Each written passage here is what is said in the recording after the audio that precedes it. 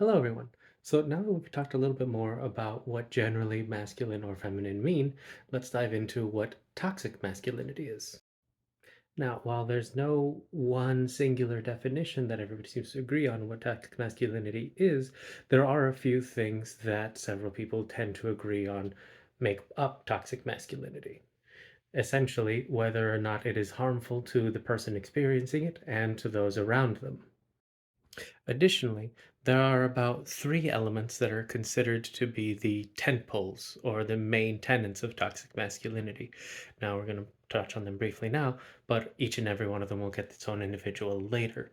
Essentially, these three pieces are one, to be powerful and or dominant in the space that you take up, two, to be seen as tough or non-feeling, and lastly, to be expressly and purposefully anti-feminine. Now, when we combine these three things with the previously mentioned very restrictive definition of what it would mean to be masculine, we can come up with something that will not only be harmful to the person who is believing these ideals, but also to the community around that person.